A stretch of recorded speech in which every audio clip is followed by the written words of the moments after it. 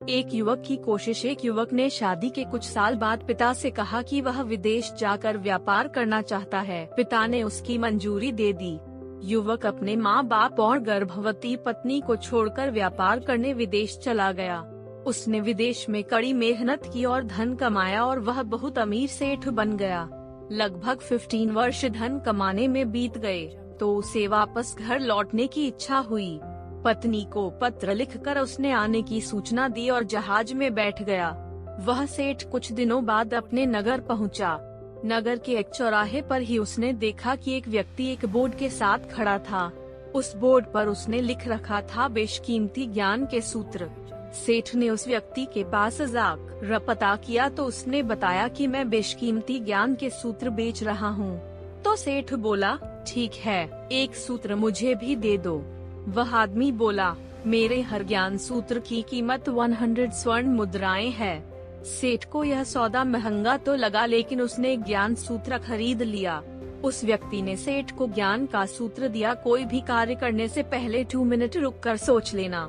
सेठ ने वह सूत्र अपनी डायरी में लिख लिया। सेठ को अपने घर पहुँचते पहुँचते रात 2 की मात्रा गई। सेठ ने सोचा, इतने सालों बाद लौटा हूँ तो क्यों ना सीधे पत्नी के पास पहुंचकर उसे सरप्राइज दूं।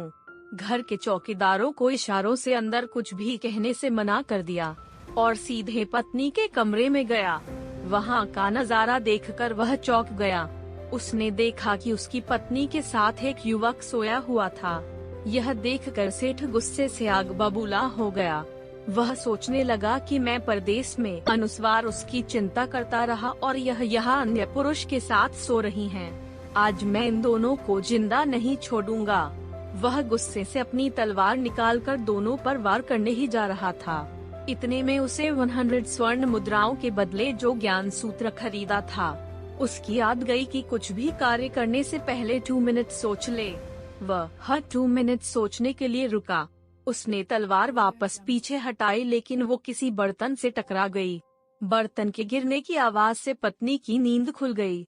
आंख खोलते ही उसने अपने सामने अपने पति को देखा तो वह बहुत खुश हो गई और बोली, आपके बिना जीवन सुना सुना था। इंतजार में इतने वर्ष कैसे निकले यह मैं ही जानती हूँ। पत्नी ने इतना बोलकर पास सोए हुए युवक को उठाते हुए बोली, बेटा उठ जा, तेरे पिताजी आए हैं। युवक उठकर जैसे ही पिता को प्रणाम करने झुका तो माथे की पगड़ी सेठ के पैरों में गिर गई।